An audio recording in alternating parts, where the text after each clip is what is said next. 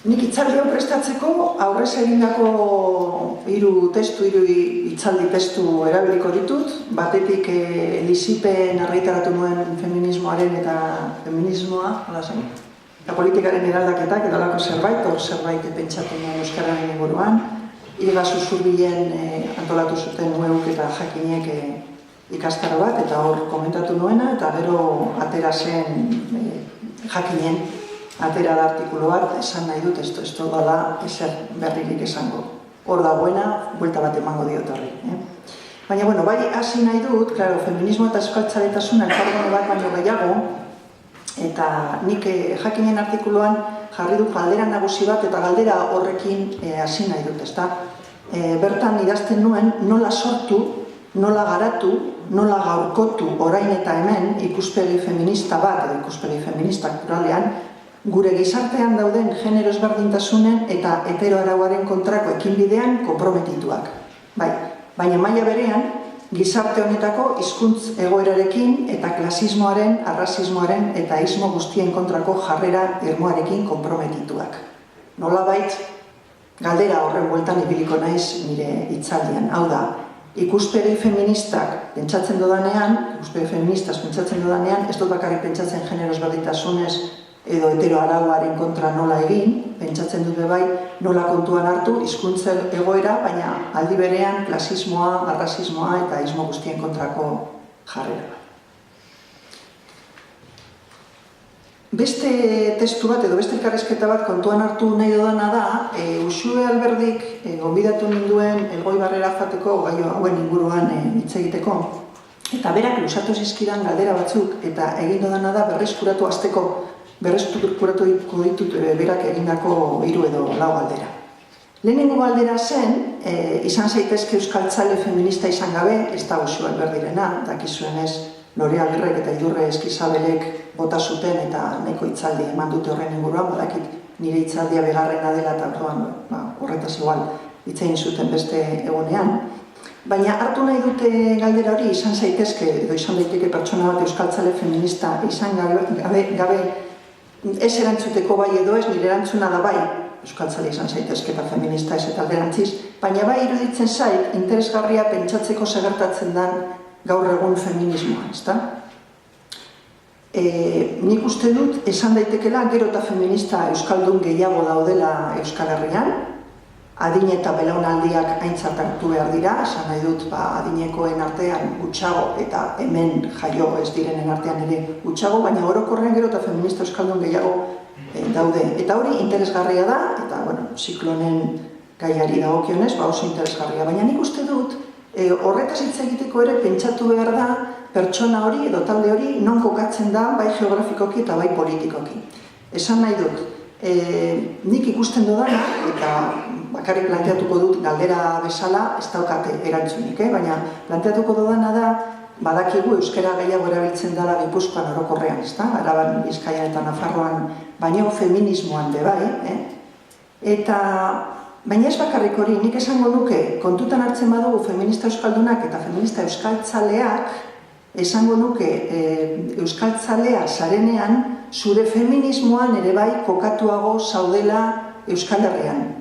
Eta hain euskaltzalea zarenean, naiz eta euskalduna izan, zure feminismoa kokatuago dago Estatu Espainiarrean.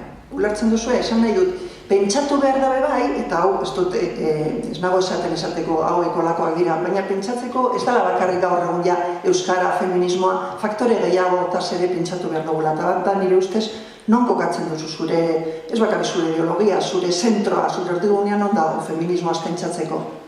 Euskaltzalea bazara, nik uste dute aukera gehiago daude egoteko zera Euskal Herrian, euskaltzalea ez bazara, naiz ez da euskalduna izan, hor aukera desberdina daude. Orduan, nik uste dut hori faktore gehiago jartzea galdera horri interesgarria dela. Beste galdera bat interesgarria, egiten zuena Uxue Alberdik zen, euskaltzaletasuna feminismoa, zikloa horretaz doa, zer ekarpen egiten dio feminismoak euskaltzaletasunari eta alderantziz, ezta? Beti esaten dugu euskaltzaleek orokorrean topatu dituztela gako berriak feminismoan. Hala dirudi, eta nik uste, nik inguruan behintzat hori ikusten dut, ezta? Euskaltzaleak irekiak daudela, eta batez ere euskararen munduan daudenak edo zaudetenak, irekiak daudela, ikasteko edo ikusteko feminismoan zer gertatzen da, pentsatzen da, arrakasta gehiago daukagula feminismoan euskal munduan baino, adibidez gazteekin, gero hitz egingo dut apur bat honetaz, baina nik hemen galdera badaukat, batzutan hitz egiten dugu horretaz pentsatzen euskaltzale guztiak direla feministak, eta nik hori ez dut ikusten hain argi, ez da, orduan, pizka bat entuz, hitz egitea honetaz ere iruditzen zait interesgarri, ez da. Ikusten baditugu dena den euskaltzaletasuna eta feminismoa, edo euskalgintza eta feminismoaren arteko harremanak, hor zubigintza bat dagoela argi dago, eta gaur egun gainera ja interesgarria da, ze pentsatzeko honetaz nortzuk idatzi dutenak, edo nortzuk hitz egin dugu honetaz, joan behar gara ja atzera denboran, joan behar gara, nik uste dut lehenengor Imanol Minerrek egin zuen momentu batean halako genealogia bat, eta gero Mintza Iruretak ere egin zuen argiako 2015ko urtekarian, igual ezagutzen duzue, egin zuen pizka bat, egin dute genealogia bat, noiz hasten dira, ezta? Noiz hasten gara gai honetaz, ezta? Eta hor bagaude pertsona desberdinak eta pertsona horiek izendatu nahi ditut, Lori Agirre eta Idur Eskizabel jakina, baina daude bebai Espea Otaegi, Goizartegi Orue Sagastei eta Jon Arakistain, Katxali Miner eta Imanol Minerbera, Txerra Rodríguez, Mikel Osaita, Saio Alizarralde, Amelia Barkin, eta bar, eta ziklonetan parte hartuko dugunak. Esan nahi dut ja nahiko jende gaude kezkatuta zubigintza horretaz. Baina edozein kasutan, bai esan nahi dudala hemen, zubigintza edo aliantza horretaz pentsatzeko ere, pentsatu behar dugula gaur egungo euskal gizartean, gero eta gehiago herri mugimenduen artean aliantzak ematen ari direla. Beti danik egon dira aliantzak, ez dut esaten lehen ez zirela ematen, baina egia da, azkenengo hamarraldian esango nuke gero eta argiago daudela aliantza hauek, eta testuinguru horretan sortu da nire ustez euskalgintza eta feminismoaren arteko aliantza hori. Hemen badugu aurrekari interesgarri bat, Gasteizen gainera, Gora Gasteiz, fenomeno hori izan zena, plataforma hori, momentu batean ja bukatu da, baina plataforma moduan oso interesgarria da pentsatzeko aliantza horietaz, baina nik esango nuke marko politikoa hori dela, marko soziala hori dela, eta marko horretan kokatu behar dugula nire ustez zubigintza, bebai, euskalgintza eta feminismoaren artean. Bueno, zer euskalgintzak ze ikas dezake feminismoaren gandik, ezta? Bueno, nik uste dut, egia da, euskaltzalek esaten dutenean gako berriak topatzen ari direla, topatzen dituztela feminismoan, badaude zenbait gauza nire ustez interesgarriak, ez da, orain bakarri zerrendatuko ditut, Egia da, feminismoak, euskal feminismoak adibidez, badaukala berrikuntza eta garapen teoriko maila bat nahiko interesgarria, esan edut asko zabaldu dela asko, igo dela teorizazio maila, eraldeketei nik uste dut egokitzeko erakutsi duela feminismoak kapasidadea eta ikusten ari da hori moldatzen ari garela, ikuspegi berriak, bai teorikoak eta bai empirikoak, teoria eta praktika lotzeko duen gaitasuna, feminismoak oso ondo lotzen du nire ustez, teoria eta praktikak naiz eta nik azken denboran ikusten dudan pizka teoria eskapatu zaigula gehiegi, baina orokorrean beti gaude praktikatik ikasten eta teorizatzen eta teoria aplikatzen praktikan.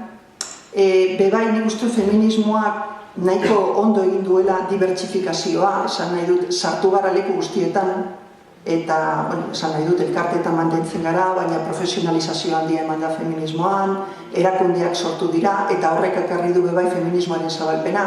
Enago esaten euskal munduan, euskalgintzan hau gertatu ez denik, baina aztertu beharko zen noraino bai eta noraino ez, feminismoan argi dago baietz, ez da? Eta gero bebai, argi dago bebai, irauteko erakutsi duela feminismoak gaitasuna.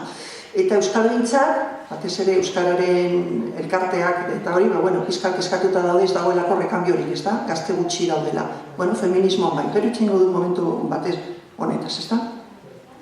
Baina hemen galdera egin daiteke alderantziz, ez da? Orduan, zu euskaltzalea zara, konprometituta zaude euskararekin, begiratzen diozu feminismoari, eta hor zerbait ikas daiteke, oso ondo. Baina alderantziz, babitu, ustaian Usurbilen egin zen zera ikastaroan, Idurre Eskizabelek, momentu horretan geunden 5 edo 6 lagun mailan, eta lusatu zigun galdera hori, ez da? Idurrezki Isabelek esan zigun, baina, bueno, euskaratik zer ikasi dezakegu, ez da, feminismoan aritzeko. Eta egia esan, Maialen geundenok ez ginen oso fin ibili, momentu hartan. Maialen Lujanbio gero egin zituen bertso konklusioak, eta, bueno, zerbait esan zuen nola ez da, baina guk ez genuen asko esan. Eta honi buelta batzuk eman dizkio, ze ni gai hau oso interesgarri biltzen zait. Bestela emoten du bakarrik feminismoak, erakus dezakela zerbait, eta nik uste alderantziz ere pentsatu berdela. Bueno, zerbait esatearen, nik esango nuke, euskaraz aritzen garen feministok, sormenari dagokionez badugula abantaila bat. Esan nahi dut. Pero euskaraz sortzen baduzu teoria bat, aberastu egiten duzu teoria. Ez da bakarrik terminologia edo estere kontua. Da bai pentsatzen duzula arutzago, bi adibide emango dizkizuet, nondik nora noan. Bata da adibidez, euskeraz ez daukagula genero markarik. Ez da, guk izaten dugu, maitale batekin egon naiz, eta zuek ez daukazue transgenero, gizon edo emakumea edo zer den. Eta hori batzutan politikoki oso interesgarria da. Politikoki edo liburu bat idazten ari zarenean. Ideia hori ez baduzu gura, ez erakustea generoa oso interesgarria da. Adibidez nik hori erabili dut inoiz amatasuna eta gurasotasuna. Politikoki iruditzen zait esatea, nien naiz ama, ni gurasoa naiz, planteamendu politiko bat eramaten dugu. Ulertzen didazue, ja ez da bakarrik nola itzuli amatasuna euskarara, inglesera, ez euskeraz badugu modu bat gauza batzuk esateko, teorian, politikan ere eragina dutenak. Sormenaz ari naizenean, orduan enaiz bakarrik esaten bertsolariek zenolako gauza politak egiten dituzten, edo idazleek, hori bebai. Baina nago esaten, teoria mailan ere ekarpen bat egiten dugula euskaraz hitz egiteak. Edo indezakela. Eta bebai, ekimen politikoetan. Esan nahi dut, nik ez dut aztertu, baina nik uste dut merezik lukela aztertzeak, adibidez ez suposatzen duten gaur egun bertso eskola batzuk, adibidez, ezta? Bertso elkarteak egiten duen bertso eskola feminista, bertso eskola feminista horrek, nola esan, begiratu die jabetze eskolei. Feminismoan leku guztietan gaur egun dauden jabekuntza eta jabetze eskolei, bale. Baina ez dute berdina egiten, esan nahi dut, berritu dute nolabait metodologia, berritu dute edukiak, osea, interesgarria da. Ez dakit norbaitek hori aztertu duen, baina nik uste dut aztertu beharko zala, zer gertatzen ari da bertso eskola feministetan. Feminismoari dagokionez, baina bai euskaraz aritzen direlako, eta sormenaz aritzen direlako. Ulertzen didazue, orduan, nik uste dut, pentsatu behar dugula bai euskaraz aritzen garenean, zer ekarpen egiten diogu feminismoari. Hau da, nik ez nuke esango bakarrik eskubidea daukagula euskaraz hitz egiteko, jakina daukagula eskubidea euskaraz egiteko, jakina dela interesantea gaur egun feminista askok euskaraz idazten dugula erderaz baino lehenago. Hori da oso interesgarria da, gehitu behar da, baina nire iruditzen zait ekarpen bat egin dezakegula bai teoria aldetik eta bai politika aldetik, horregatik nago pizka bat hau azpimarratzen. Eta beste ekarpen bat interesgarria iruditzen zait, euskara erabiltzeak behartzen gaitu gutxiengoan bizitzen, gutxiengotasuna kudeatzen. Segun non zauden, badanak euskaraz bagaude, hori gehiengoa da, baina orokorrean badakigu euskal gizartean ere bai, orokorrean gutxiengoa gaudela euskaraz aritzen garenok. Hori aprendizaje hona da, nire ustez. Baditu bere alde txarrak, baina aprendizaje hona da. Aprendizaje hona da bebai feministontzat. Ze feministak ere gutxiengoa gara munduan, kontrakoa pentsatzen badugu ere. Orduan, interesgarria da ariketa hori egitea. Bestera batera esan da, euskaraz egiteak eramaten gaitu. Partikulartasuna eta unibertsaltasuna modu diferente batez ehuntzeko. Ez dakit esplikatzen dudan ondo ideia hau, ezta? Gu oso txikia gara munduak, euskaldunok badakigu, baina aritzen garen euskaraz feminismoan, egiten ari garena da bebai, pentsatu, orduan mundu mailan emakumeen egoera nahi duguna, orain greba feministarekin, baina gure txikitasunean segertatzen da. Behartzen gaitu ehuntzera gauza batzuk, alor batzuk, bestena ehunduko ez genituzkenak. Gaztelera sagituko bagina edo inglesez, bestera batera egingo genuke. Ulertzen didazu, orduan, bakarrik hau bukatzeko. Nire gonbidapena da, pentsatu dezagun zekarpen egiten diogun feminismoari euskaratik. Ez bakarrik alderantziz. Eta ez, eskubideetatik arago, ez bakarrik eskubidea daukat, eskubideetatik arago ze ekarpen egiten diogu. Bale, lehen esan dut, pizkate zintzilik utzi dut gazteena, ezta? Claro, egia da feminismoan gazte asko daudela. Hori ez dakigu nola lortu dugun, Esan nahi dut, hori behin berriro esaten dugu, baina egia esan. Baina, bueno, ideia batzuk hor badaude, Nik uste dut, gazteek topatu dutela, esango nuke, hemen zaudeten gazteok igual kontrakoa pentsatzen duzu, baina nire iruditzen zait feminismoan topatu dutela modu bat lotzeko pribatutasuna eta publikotasuna, euren bizitza eta kaleko bizitza. Lortu dutela egitea zerbait itxura modernoa daukana, modernoa zentzu honean, itxura modernoa, itxura vanguardista daukana. Esan nahi dut zerbait kokatzen zaituena munduan, munduaren abanguardian. Eta nire iruditzen zait euskararekin beti ezaigula hori gertatzen, edo beti gaztei ezaiela hori gertatzen. Orduan hor, nik ez daukat formularik honetarako, baina bai pentsatu beharko genuke, pentsatzeko euskararen alorrean elkarteetan eta zergatik ez dauden gazteak, zergatik dauden feminismoan. Hori ondo estartu behar da. Ze igual lortzen ditugu gako batzuk gero aplikatzeko beste elkarteetan. Bueno, galdera hauekin bukatzen dut lehenengo partean ega duzuen, eta bigarren partean gehiago arituko naiz, hori usurbilen egin nuen hitzalditik edo jakinen idatzi dodan artikulotik, ez da? Nik hor proposatzen nuen ikuspegi feminista bat, hasieran egin dodan galderari erantzunez edo bentsat horretaz hitz egiten, ikuspegi feminista bat nik deitu dudana maketoa eta euskaltzalea herritartasun berri baten alde.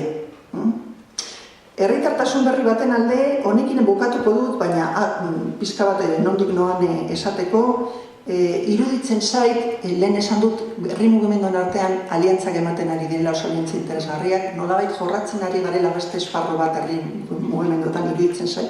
Adibidez, gu nire inguruan dauden antropologo feminista batzuk gaude aztertzen emakumeen etxeetako prozesuak, eta emakumeen etxeen inguruan ez da bakarrik feminismoa jorratzen dela, hor elkartzen dira sektore diferenteak, eta hor iruditzen zait ez bakarrik hor, baina jorratzen ari dela herritartasun berri bat. Zer esan nahi dudan herritartasuna edo hiritartasuna, nago hiritartasuna eta herritartasuna parekidetzen.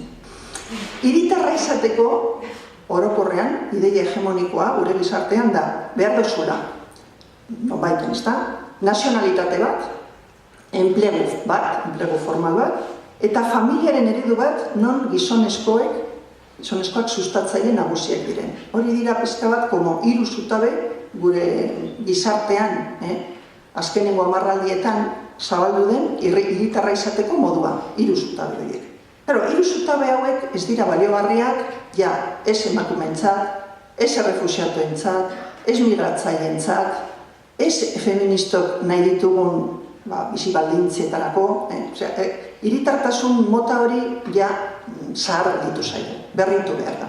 Eta nik uste bide horretan gaudela, batzutan esan gabe, baina bide horretan gaudela Euskal Herrian elkarte askotan eta herri askotan. Lan horretan, nire ustez oso interesgarria da lan hori, herritartasun berri bat asmatzea, edo herritartasun berriak daudenak pizka bat ustartzea, eta ikuste horrekin zer egin nahi dugun, bateratzea, zeintzuk izango lirateke nire ustez baldintzak.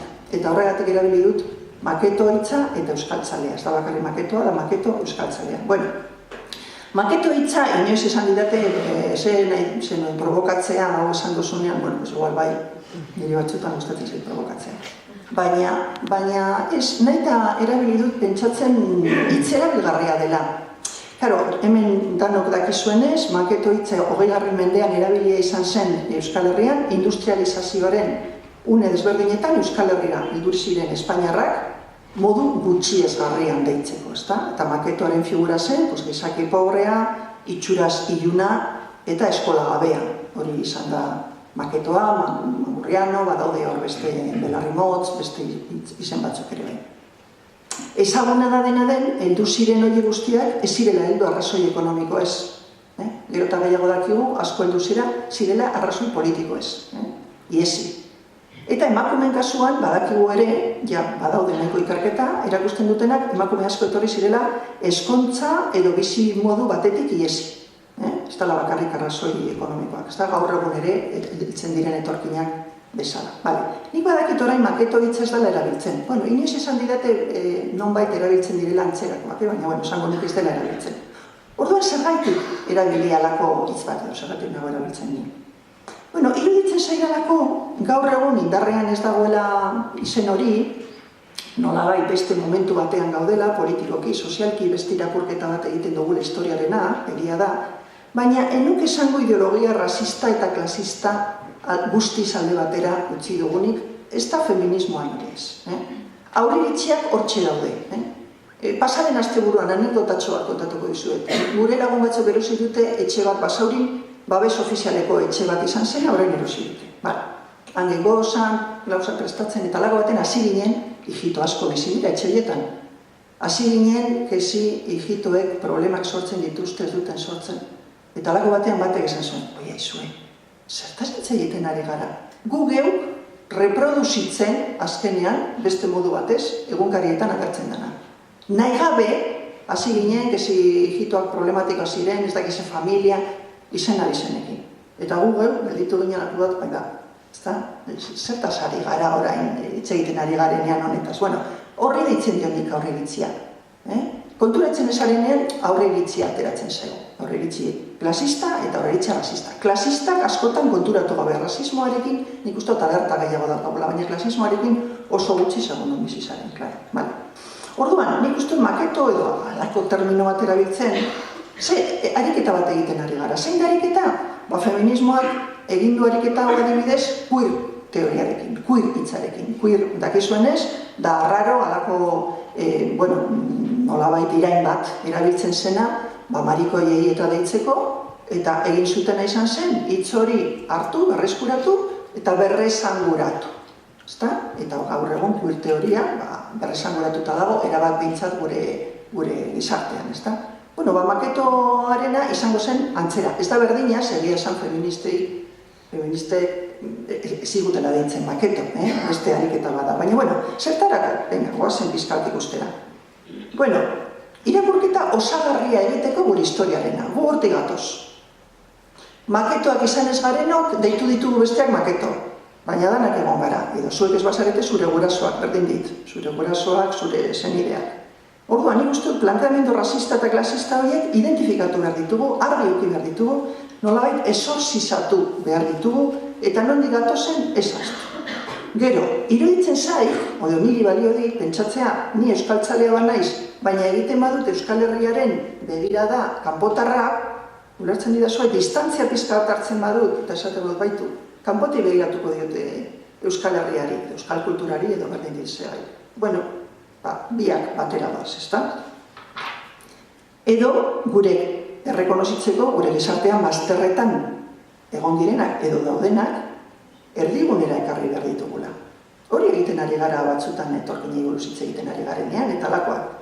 Baina, jarraitzen dugu nire ustez hemengoak eta kanpokoak dikotomia hori esango nuke, gehiegi irauli gabe, eta nik uste irauli behar dugula. Horretarako da proposamena, ez dut gehiago egingo honetaz, baina maketo esaten dodanean hori dana esan nahi dut. Zue, hortik gatoz, eta oso presente eduki behar dugu. Euskal feminismoaz pentsatzen badugu, eta euskal feminismoa esaten dodanean da Euskal Herrian egon diren feminismo guztiak, ez nago hemen bereizten ezer.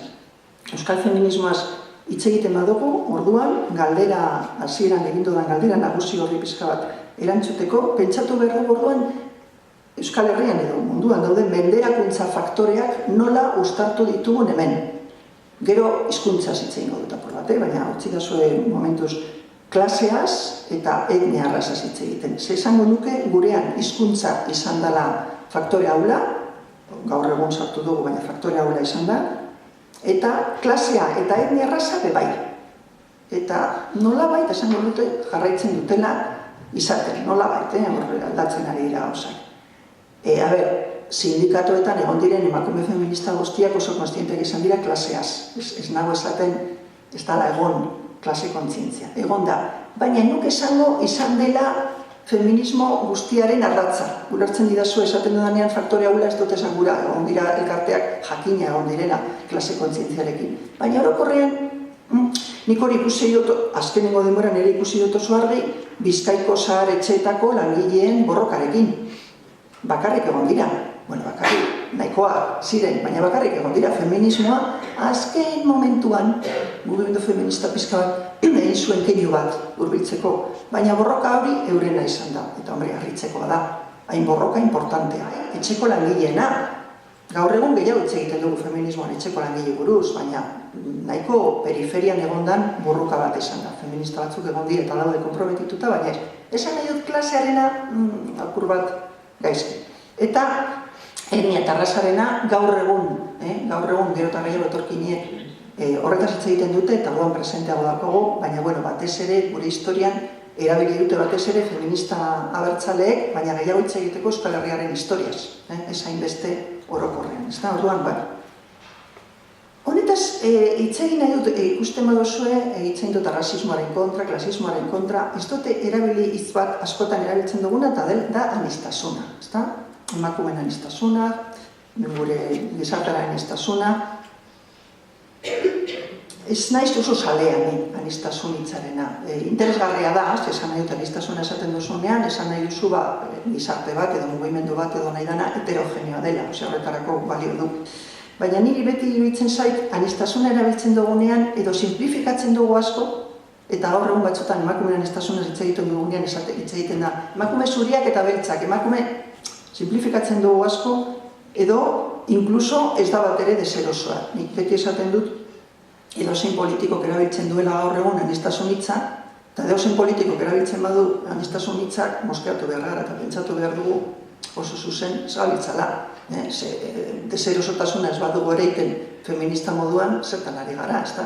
Orduan, anistasunarekin, interseksionalitatearen hitzarekin ere nire, nahi baduzu edo hitzaingo dugu, ez asko lusatuko hemen, Baina, nik batez ere pentsatzen dudana da, ikusi gara dugu orduan mugimendu bat non hizkuntza ere sartuko dugu, gero hitzaingo dut hizkuntzaz, baina nola egin menderakuntza faktore guztiak uztartzeko. Oso zaila dena, ez dut esaten arreza dena. Horretarako, nik jakinen artikuluan, eta hemen ere egingo dut pizka batarin, egiten dudana da, begiratu dezagun feminismoaren historiari, haber hortik ze ikasten dugun, gero ekartzeko Euskal Herrira. Ez bakarrik feminismoaz gehiago jakiteko, baizik eta ikusteko, hemen Euskal Herrian zer egingo dugun orduan. Eta, hor ikusi dezakegu momentu batzuk, haustura une batzuk oso importanteak izan direla, hemen, seguru, zaudeten guztio pentsat zerbait entzun duzue honetaz, ezta? 20. mendearen bigarren partean, 60 eta 10. hamarkadan, hor haustura momentu bat da oso importantea, orain berreskuratzen ari garena, pentsatu denborak adibidez ez direla batzutan nahi luzeak, ez da? Eta da, momentu horretan, Ipar Amerikako feminista beltzek eta lesbianoek esaten dutela, aizu ezertan ari gara feminismoan, emakume guztiak ez dira zuriak, emakume guztiak ez dira klase hartainekoak, eta hemen, segun non zauden, egoera guztiz desberdina da eta kontuan hartu behar da, ez da? Oso simple, kontatzen ari naizena, uste dut asko jakingo duzue, horrek ekarri zuen kristone iraultza feminismoan eta teorikoki ere oso interesgarria izan zen, ezta? Ohartu gaitezen, egunotan egiten ari diren itzulpenak euskarara horko autoriak direla. Nago esaten atzeratuta gaudenik, baina puro bat atzeratuta gaude. Esan nahi dut, Bitig itzuli dugu, Davis itzuli dugu, eta horiek lanek idatzi zuten duela hamarkada batzuk. Baina, ongi etorriak izan daitezela itzulpenak, baina esan nahi dut orduko iraultzaz, edo erora gero egon diren. Eta dakigunez, gero, 80etan beste haustura une bat, nire interesatzen zaidan agintzat errekuperatzea da feminismo postkolonial eta feminismo dekoloniala. Behin da berriro gaur egun entzungo zenuten feminismo dekoloniala eta horrek etzaingo dugu apur bat. Orduan, oso laburtuta, batzuk hitz egin zuten feminista beltzek egin zutena izan zen emakumea klase eta raza. Eta klasean jarri zuten azpimarra. Eura jarri zuten azpimarra, guk oraindik jarri gabe daukagu, nire ustez. Baina, eta arrazarena ere bai, eta badakizue, arraza dela kontzeptu bat, adibidez ni antropologoa naiz, eta antropologian ez genuena erabiltzen, ze arrazak berez biologikoki ez daude, ezin da frogatu daudenik, eta orduan esaten ez daudenez ez dugu erabiliko, baina gaur egun berreskuratzen ari gara, politikoki ere berreskuratzen ari dalako, eta bueno, egia da arrazismoa dela, ezta? Ulertzen batzutan erabiltzen dugu pertsona arrazializatuak, eta lako gauzak Euskal Herrian esain beste, baina ja, Madriletik datorrenean jendeak etxetik dizuez, nago elkarte batean nire osoan emakume arrazializatuekin, alako itxak etorriko zaizkigu, Baina, bueno, klasea eta arraza. Eta zer gertatzen da, gehiago pasatuko naiz, feminismo postkolonial edo feminismo dekolonial hori. Bueno, batetik, postkolonial eta dekoloniala diferenteak dira, baina momentuz, gero nahi baduzu honetaz etxengo dugu, berdintzaten emango dute. Zer egiten dute feminista dekolonialek? 80. hamarkadan, osea, atzo. Zer egiten dute? Bueno, batetik, berreskuratzen dute feminista beltzek esan zutena, baina horri gehitzen diote kolonialismoaren historiaren irakurketa bat. Bestek egin zuten, esklabotzaren sistema pasatu, abolizionismoa eta hori dana, baina ez kolonialismoa. Eta hauek egiten dutena da, kolonialismoaren historia eta esan. Irakurriko dizuet Otxikuriel da feminismo dekolonialaren ordezkari bat Euskal Herrian nahiko aldiz egon da, igual zuek zera entzun duzuen, eta berak aipu luze bat irakurriko dizuet, iruditzen zait merezi duelako. Berak esaten du, kolonialismoa, modernitate Europar mendebaldarraren eraikuntza geopolitiko eta geohistoriko gisa, osea, Amerikaren aurkikuntza, kolonialismo hori, amaitu arren, ez da eraldaketa adierazgarririk gertatu zentroen eta periferiaren nazioarteko lan banaketak. Zentroak eta periferiak jarraitzen dute. Ez da herrien arteko hierarkizazio etniko arrazialean eta periferian estatu-nazioak sortzean ere. Kolonialismoa ezagutu dugun bezala, eskolan ikasi dugun bezala desagertu da. Bueno, jarri jozue galdera ikur bat. Baina ez zentro-periferia eta hierarkia etniko razialak, ez da? Kolonialismo modernotik, esaten du berak, kolonialitate globalerako trantsizioa gertatu da.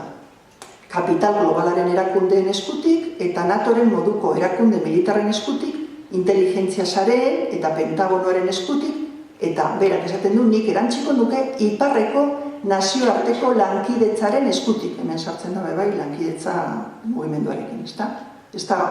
Hau da, menderakuntza moldeak eraldatu dira, baina ez zentroaren eta periferiaren arteko erlazio egiturak. Modernitatea, kolonialismoa, kapitalismoa arteko erlazio horretatik mundu mailako botere eredu bat sortzen da horrela. Aníbal Quijano da teoria dekolonialaren autore bat, Aníbal Quijano perutarrak boterearen kolonialitate gisa definitu zuena. Eta hau da, sailkapen arrazial etnikoa jarraitzen dute, eta bar. Feminismo dekolonialak zer egin du orduan, hartu du ideia hau, teoria dekoloniala, eta ustartu du feminista beltzek, feminista indigenek, feminista asiarrek egin dituzten teoriarekin. Eta hor egin dute alako mix bat, eta sortu dute, gaur egun ezautzen duguna, feminismo dekoloniala. Bale, guazen gurera, zertarako balio digu guri honek. Bale, jakiteko mundua nola dagoen, baina non kokatzen da hor, Euskal Herrian non kokatzen da hor, ez da? Nik uste feminismo dekolonialaren ekarpena funtsezkoa dela gaur egun. Edo non, gurean eretan. Ezait gustatzen, hasiko naiz pizkat pegakin, edo kritikekin, ezait gustatzen batzutan feminista dekolonial egiten dituztelako oso eskema simplistak, eta eurak ere banatzen duten mundua oso modu errazean. Europa eta hegoan dauden beste herrialde guztiak. Nire ustez, ez da guztizegia, ze Europan ere badaude mailaketak. Europa barruan ere badaude mailaketak, klaro, sartzen badituzu Europa barruko mailaketak askoz komplikatuagoa da teoria dekoloniala, baina, bueno, nik horren alde egingo nuke, ezta? Adibide batzuk, pentsatzen badugu adibidez, inglesak daukan nagusitasuna gaur egun, inglesak berak ja kolonialismoa eta kolonialitatea ekartzen du, bereizten du, hori ez dut esan, baina igual interesgarria da, bereizten dute beti kolonialismo eta kolonialitatea. Kolonialitatea izango zen irudikapen bat. Nondik begiratzen diozu munduari? Orduan, behiratzen badiozu pentsatzen, arrasagoa ala gutxagotasunarekin hor sortzen dira sailkapen batzuk, edo ematen baduzu, por supuesto, daudela, ez dakit herrialde batzuk garatuago alako eta sari dira kolonialitateaz hitz egiten dutenean. Kolonialismo gehiago izango zen, botere politiko baten ondoren sortzen diren botere harremanak. Baina, bueno, hitz biak erabiltzen dituzte. Euskal Herriaz pentsatzen badugu, hau da bai gonbidapen bat egiten dut pentsatzeko, nik daukat oso gutxi pentsatuta, baina iruditzen zait badugula hemen zer aurkitu, euskaldun hori ere kolonialismoa eta kolonialitatea aplikatu zaizkidu, biak. Gaur egun ere, non ikusten dut nik hori, zantzuak, non ikusten ditut. Bueno, pentsatzen badugu adibidez, terrorismoaren ideologia eta hitza nola aplikatu zaigu euskaldun hori, erreza da ikustea, euskaldun guztia ginen terroristak, ergo ez dakiz zer, hizkuntzarena ere pentsatu dezakegu, adibidez unibertsitate munduan gaudenok, adibide bat ematearren, euskaraz idazten dugunean, hor, sailkapen batean sartzen gara, kalidade rankinetan eta lakoetan, hori oso argi daukagu euskaraz idazten dugunean, adibidez, edo umore mota aplikatzen zaigunean, ezta, 8 apellidos baskos edo lako fenomenoekin, azken batetan hor, kolonialitate mota bada, edo nik horrela ulertzen du. Eta bitu, beste egunean, egon nintzen, zera foro sozialak antolatu zuen, duela gutxi igual entzengo zenuten, ieslari eta deportatuen inguruko saio bat fiko Irunen, eta egon zen Miguel Castells hitz egiten, ezta? Eta Miguel Castells hitz egiten, deportatuen inguruan, gina guenean klik honekin ikusen noan, kontatu zigun, oso modu narratibo polita erabiltzen zuen kontatzeko, nola eramaten zituzten, terriblea, baina dinot narrazio interesgarria zen, nola eramaten zituzten deportatuak, Europatik, Dominikarrera, Cabo Verdera, dakizuen. Eta berek esaten zuen, PSOEk erabili zuen kolonia, antzinako koloniak, kokatzeko deportatuak. Eta pentsatu nuen, berriro ere agertzen zaigonen kolonialismoaren historia, kolonitatearen historia, deportatuen historia kontatu behar badugu, hor ikusten da, kolonien sarea erabilizala, Espainiako kolonien sarea jakina, Euskaldunak gero kokatzeko. Orduan, nik uste dut, eta hau ikertu behar da, esan nahi dut hau ikertu behar da, baina gu badugu historia oso interesgarria zeintzunetan, kolonialitateari eta kolonialismoari dagokionez. Orduan, klaro, zen nago esaten? Nagoena esaten da, oso interesgarria dela feminismo dekoloniala edo teoria dekoloniala, baina bi norabidetan aplikatu behar dugula. Konplexioago egin behar dugula. Interesatzen zaigu, baina bi norabidetan. Esan nahi dut, gu nola begiratzen diegu kanpokoei, etorkinei, hor, desde logo, seguro horri iritziak erabiltzen ditugula, baina alderantziz ere nola begiratzen zaigu euskaldunoi. Eta nekin ez dut esan gura nor sufritzen duen gehiago, nago hemen lehiaketa bat egiten zein dan txarragoa. Esaten dut bi norabidetan daudela halako fenomenoak eta nire ustez biak kontuan hartzea komeni zaigula. Herritartasun ez dut galdu aria, ez dut galdu gura, hobeto esan da. Herritartasun berri baten inguruan hausnartu nahi nuen. Hau da, teoria dekoloniala kontutan hartu behar dugu herritartasun berri hori egiteko. Euskal herritartasun berria. Zer gehiago? Hizkuntza. Lehen egin dut, gero, orain izan gauta fora, hizkuntza. Egia da, feminismoak ez duela kontutan hartu hizkuntzaren faktorea duela gutxi arte, eta hor izen abizen batzuk daude, Lore Agirre, Idurrezkizal, badaude izen abizen batzuk, esan dut, aitortu behar zaiela, esan digutenak, adina, generoa, etnia, raza nahi duzuena, baina hizkuntza bebai. Hizkuntza, gaur egun ja, saiatzen ari gara beste faktore bat bezala tratatzen. Nik hemen, Liziperen liburuan adibidez, esan nuena da, oso interesgarria gertatzen ari da euskararekin Euskal Herrian, feminismoan. Teoria feminista euskara sortzen ari gara, feminista euskaldunak presentzia handia daukago komunikabideetan, parentesi artean gehiegi, seguramente, distortzio bat ematen ari dalako errealidadea, pentsatzen dugu errealidadea hori dela eta ez da. Baina egia da oso fenomeno interesgarria dela, hau fenomeno interesgarria da, ez bakarrik Euskal Herrian, orokorrean, ikusteko nola feminismoa, ez da, indartzen da, adibidez euskararekin lotua, aliantza horretan, beste aldetik ere, pentsatu behar dugu, hemen arriskoa daukagu pentsatzeko, Euskaldunak beti daukagula txartoago. Euskaraz aritzen garen, beti daukagu txartoago, nik esango nuke feminismoan, euskal feminismoan, gaur egun euskara jakitea dala plus bat. horrela bizitzen dut nik eta horrela ulertzen dut nik. Ulertzen didazue plus bat, osea, ematen dizu leku bat, ematen dizu aukera bat, ez dana, baina plus bat. Orduan, konplizutasunean gaude.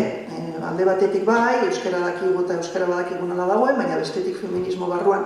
Orduan, nik bakarrik esaten dut, egoera konplexua dela eta aztertu behar dugu egoera konplexu bezala.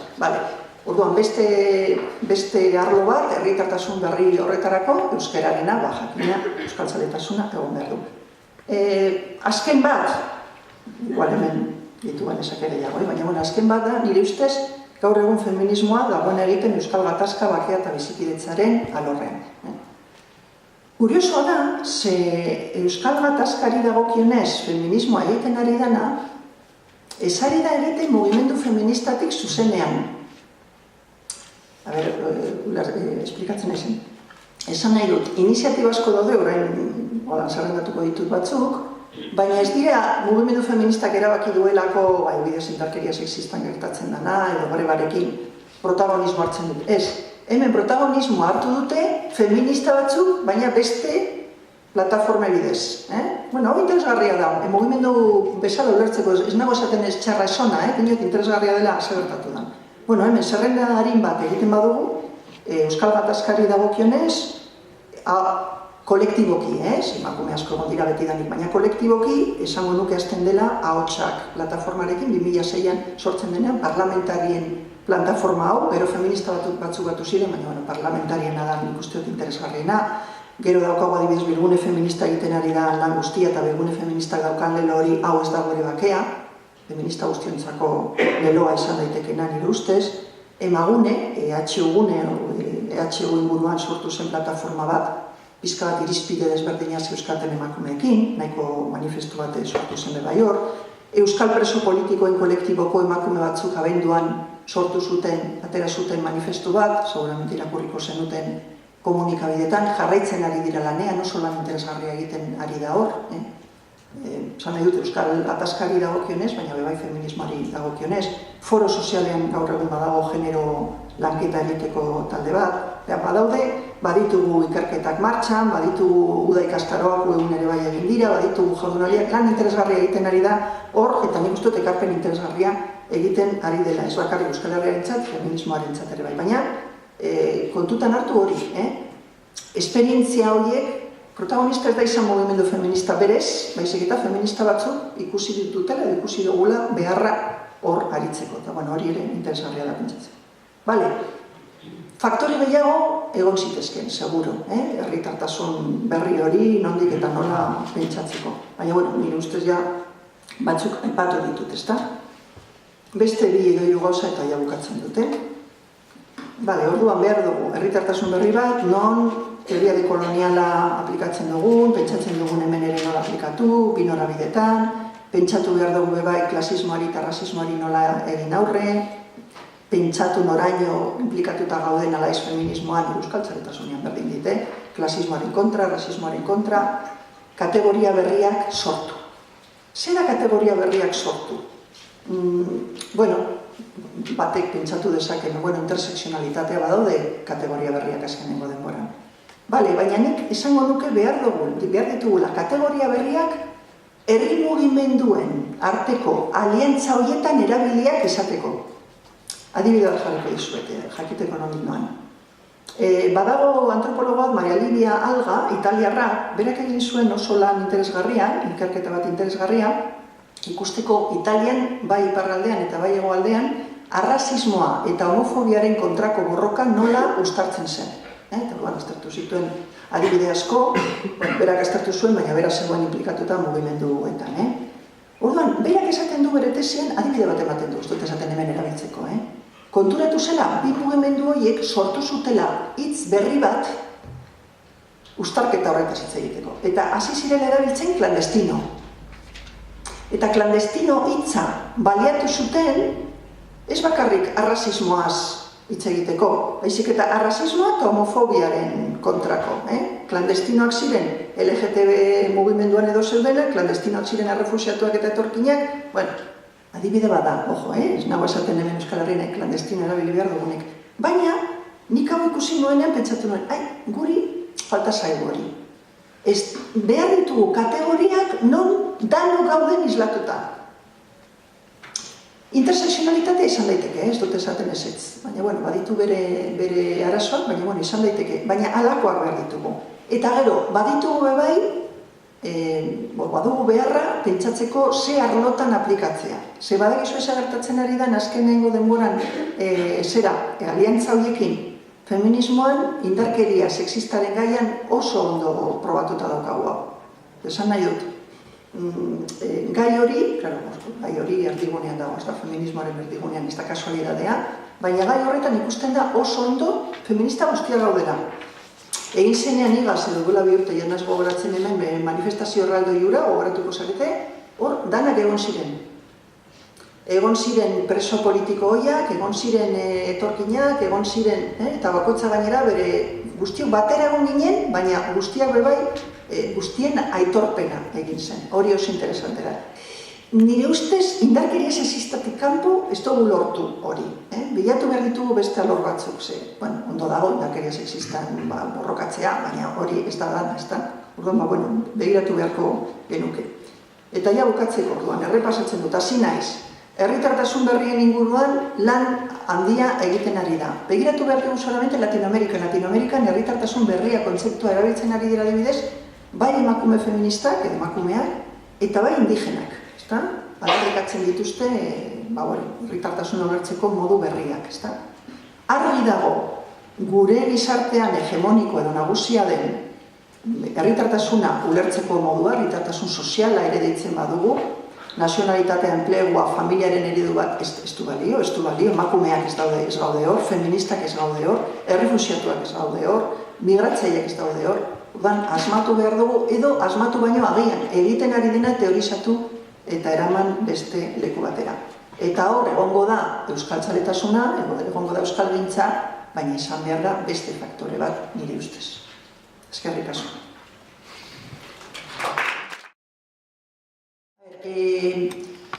Batzutan pentsatzen badugu interseksionalitatean, arazoa da nola irudikatzen dugu interseksionalitatea. Eta inkluso hor, emakume teoriko asko jaitze egin dute honetaz, nola irudikatzen duz interseksionalitatea? Claro, guk egiten duguna da, eskolan ikasi duguna, egiten dugu marra batzuk, eta erdian, edo espazio batzuk, eta erdian dagoena.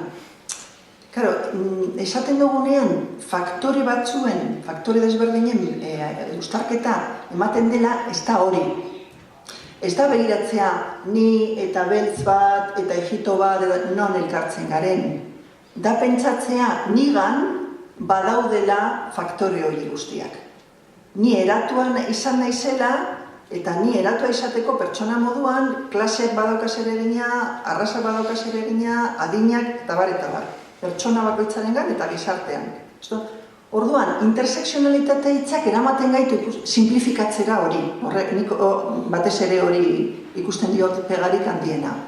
Dena den, hala ere, nik uste dut oso erabilgarria dela. Adibidez, unibertsitateaz pentsatzen, beti esaten dut, iruditzen zait arlo batzutan interesgarria da apurtzeko ideia gizonak eta emakumeak. Adibidez, pentsatzen badugu zuzenbidean, ez da nire arloa egual badago zuzenbideko bat esango dugu zergatik. Iruditzen zait, daudela arlo batzuk non ikerketa interesgarria bada ere eginda nahiko dikotomikoa, ez da? Gizonak eta emakumea, gizon eta emakumeen arteko berdintasuna eta parekotasuna eta lako gauzak. Interseksionalitateak ja behartzen zaitu pentsatzera ez da bakarrik hori, pentsatu behar duzu adina, pentsatu behar duzu, edo hakin behar duzu, edo zen gai aztertzen duzunean, ze hartu behar duzun kontuan. Gertatzen zaidan niri da ni, antropologa naizenez, guk egiten dugu sakoneko ikerketak. Oso ikerketa mugatuak, zentzu horretan gu ez gara kapaz gero orokortzeko, oso mugatuak, eta egiten duguna da, hemen egiten badut, auzo batean egiten badut adibidez ikerketa bat, dana kontuan hartu behar dut. Nik egiten dudan etnografian eta hori, eta orduan, eske interseksionalitatea berezia etnografia horretan sartuta egon behar du.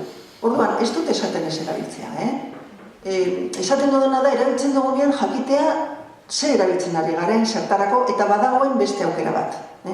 Baina aniztasunarekin ere berdina gertatzen zait. Aniztasuna erabiltzen badugu, hitz egiteko beraztasunaz, baina batzutan igual hobe da, arrazismoaren kontra gaude, edo klasismoaren kontra gaude.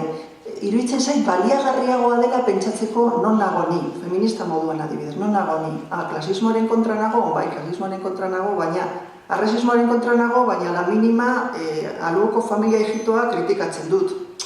Alako eta iruditzen zait, zu feminista interseksionala zala hori oso horrezala esatea baietz. Zentzu horretan, noraino baliatu eta noraino ez, orduan, nago kontra, iruditzen zait, kategoria berri badala, erabilgarria dela, baina kategoria guztiak bezala ez jarri modan eta duan ja emoten dudana konpondu dugula, ez da? Jakin non erabili, zartarako, zentzu horretan, zen nire planteamendua. Lertzen, feminismoaz pentsatzen dudanean, esaten dut, bale, baina ni feminista euskalduna naiz. Alde batetik esan dezake, ze ondo egiten ari garela euskeraz, teoria euskeraz, bale. Hori gero itzuli behar dugu. Ez dakit nola esan, iruditzen zait, gizaki moduan, kokatzen gaituela gizaki guztia gauden lekuan. Ez dut esaten gu berezia garenik. Dana bizi gara utxiengoan, baina gure kasuan argi gelditzen da. Ez daukagu horre aitzakirik esateko ezetz. Guztio daukaguz baldintza konkretu batzuk, asko erabiltzen dugu orain adibidez, konozimiento situado talako egitzen. Bueno, euskaldunak oso lekututa gaude, euskaraz hitz egiten dugulako. Eta horren inguruan gaude beti, sortzen, ez sortzen, kudeatzen, ez kudeatzen. Nik uste dut horrek erakusten gaitu kudeatzen zer da gizatasuna gaur egun. Zer da gizatasun, lekutu bat, partikular bat, Mikel Laboa bat euskaraz kantatu zuen, eta da oso partikularra, baina aldi berean unibertsala da. Ezta? Horatzen nahi Zurizbiakek esan zuela hori erratian hilzainan Mikel Laboa, eta eruditu zitzaidan oso polita, ezta? Oso kantautore partikularra zen, baina unibertsala zen eraberean. Iruditzen zait, behartzen gaituela ehuntzen harreman horiek argi eta garbi. Eta bestela igual ez genuke ariketa hori edengo. Eta ariketa hori gizaki moduan interesgarri iruditzen zait. Feminista moduan ere bai. Hori bat, bi, gu euskalduna bagara badakigu, ateratzen gara Burgosera eta badakigu ja euskara ez digula balio. Baina batzuetan feminismoarekin antzera da. Feminismoa da oso mundu txikian bizi gara feministak, Euskal Herrian ere bai. Baina ilusioan daude, jende guztia dela feminista, ez da? Taberna batean sartzen zaren arte eta repente esaten duzu, ui. Orduan, feminista euskalduna bazara asko argiago daukazu nire ustez partikulartasun hori.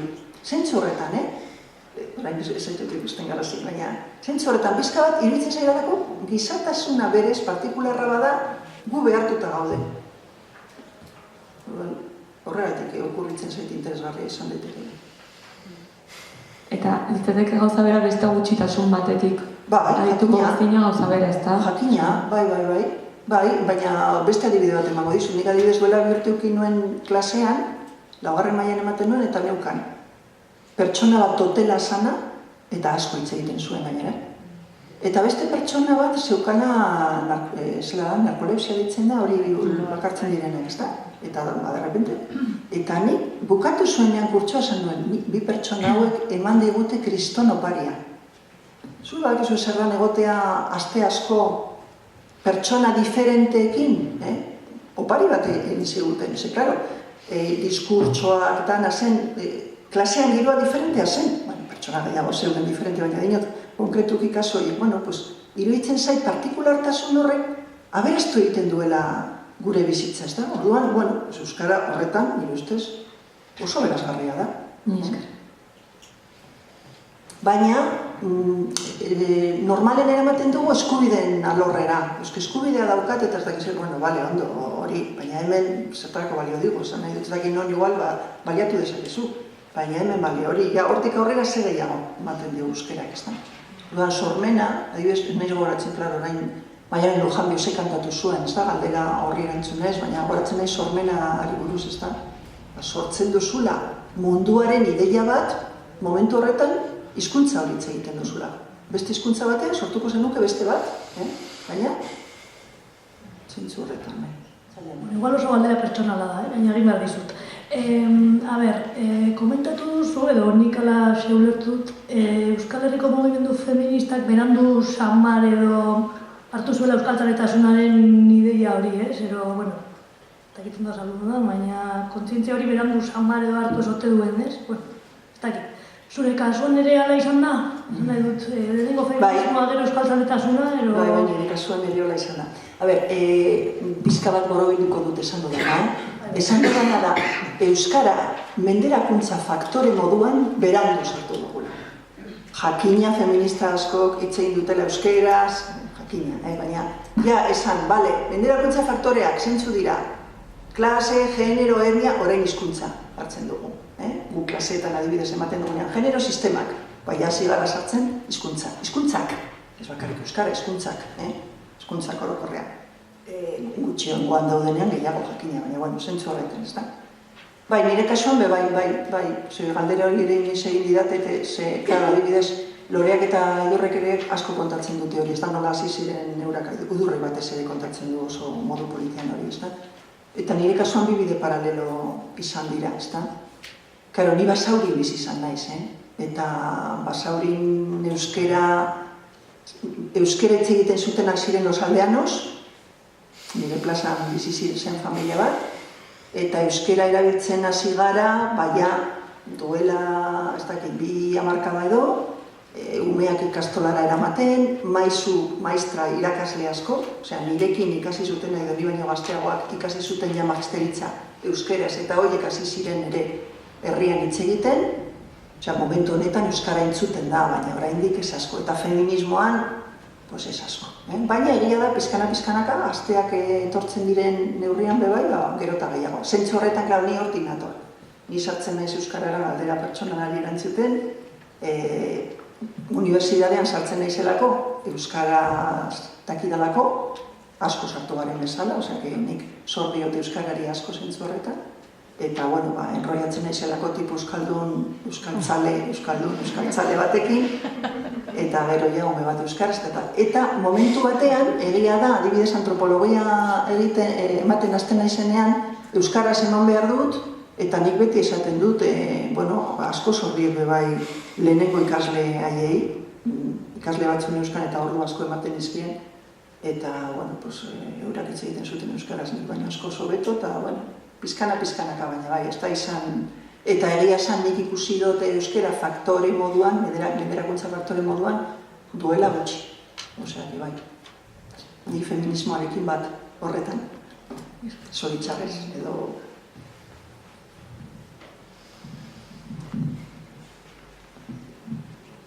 Kaixo, zera, beste harreman bat, edo beste kapen bat, zera, igual epatu duzu, baina, zen da, zera,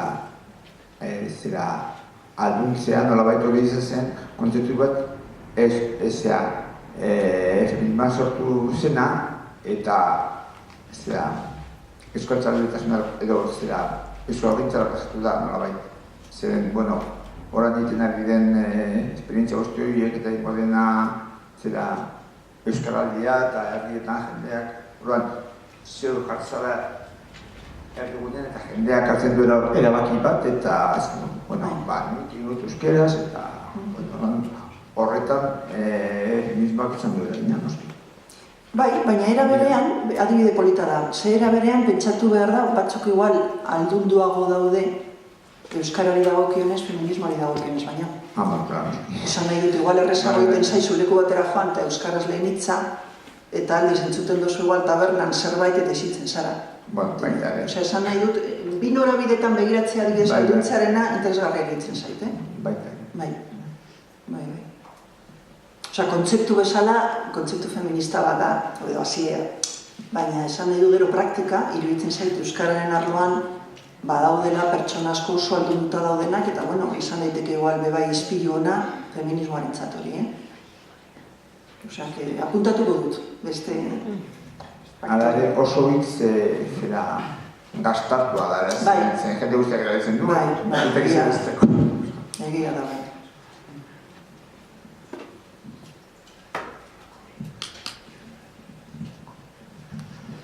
Arratzaldeon eta eskerrik asko esan diguzun guztiagatik.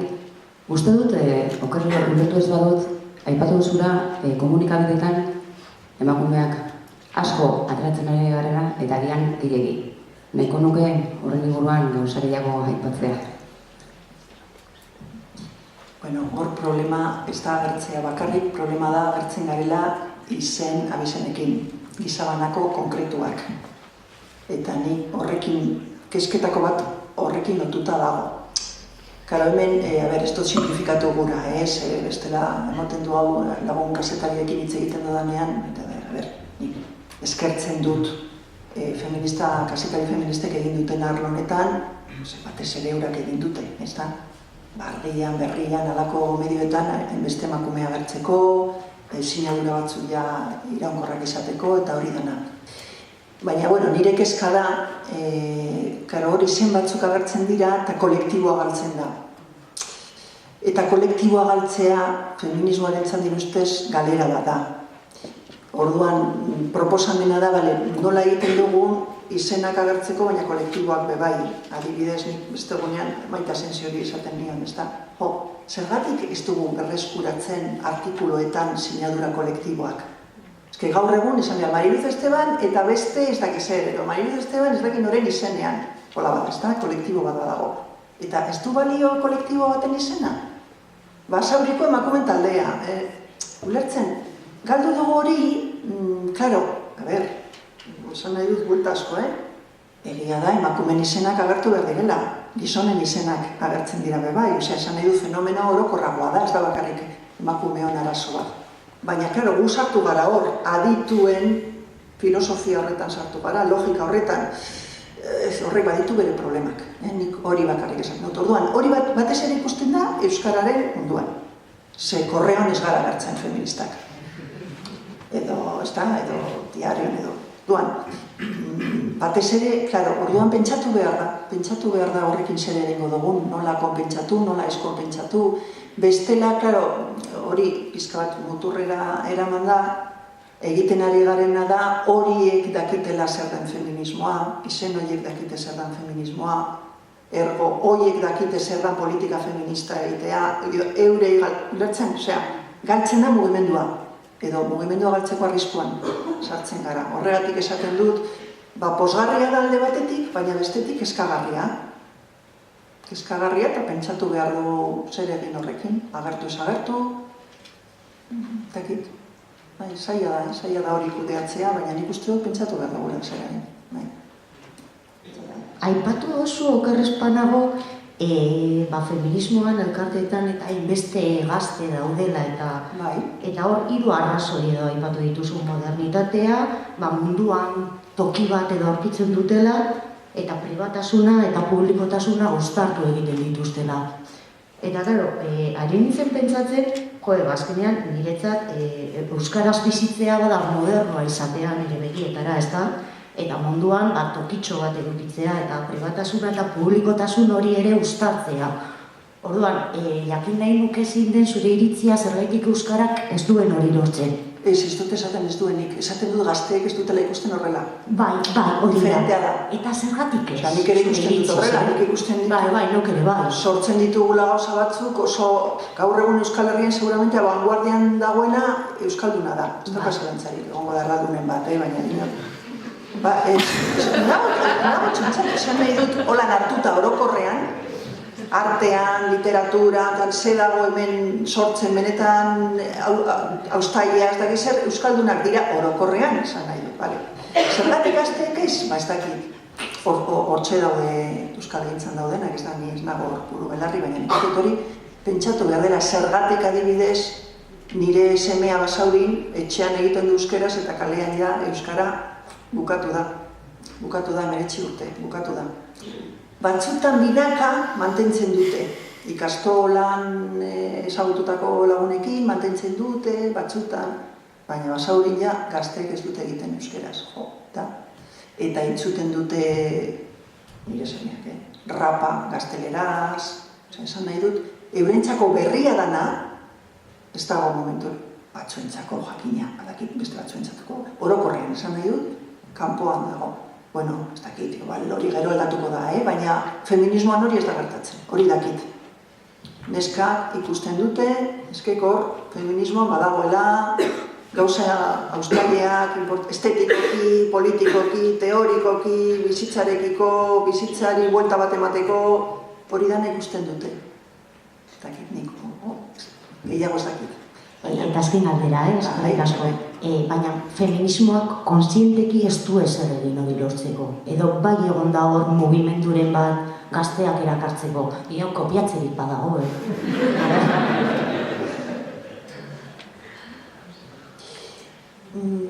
A ber, niko goratzen naiz 2008an izan ziren Portugaleteko laugarren jardunaldiak, Euskal Herri mailako jardunaldi feministak. Eta niko goratzen naiz, orduan ja nagusi batzuk geneukala kezka de gazteak joango ziren ala ez.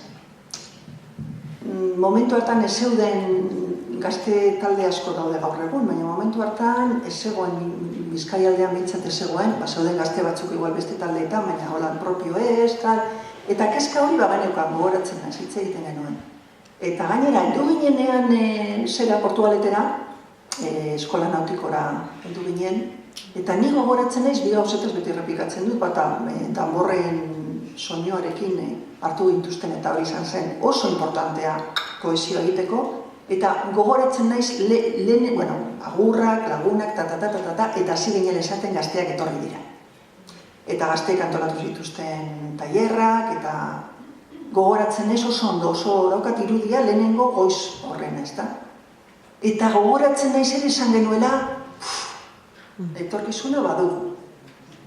Pizka bat, ez genekien, Gero, 2009an egin ziren estatu mailan Granadan, batzuk gogoratuko zarete, eta berdin, gazte asko joan ziren, ikusi izan otea, gazteak implikatuta zeudela feminismoan.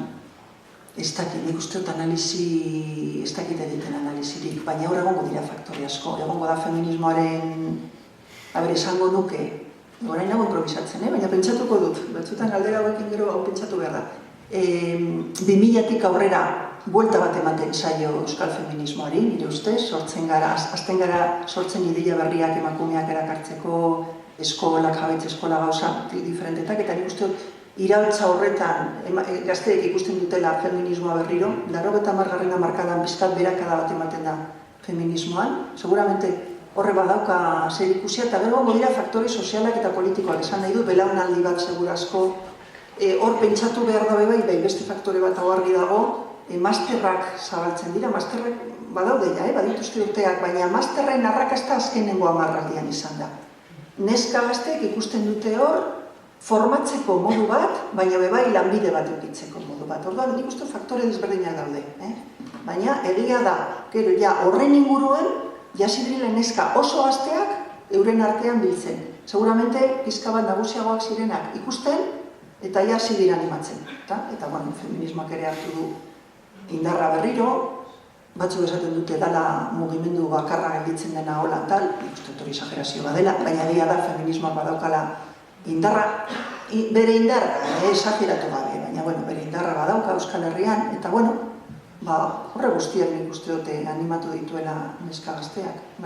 Segurazki politikan adibidez aritu nahi zutenek, igual ez dute ikusi beste lekuetan, salsaregi, feminismoan bai, hori adibidez, talde mistoetan eta dauden gazte batzuk, esaten dute, talde mistoekin ja gaude onaino, feminismoara goaz. Hori ona da eta txarra, baina, daude faktore desberdinak, baina bai, pentsatu daiteke, hori gertatu da feminismoan, zergatik ez, edo zer gertatzen ari da, orain pentsatzen ari da, gauzaietaz, ez da, momentu polito dela bai, Euskal Bintzan.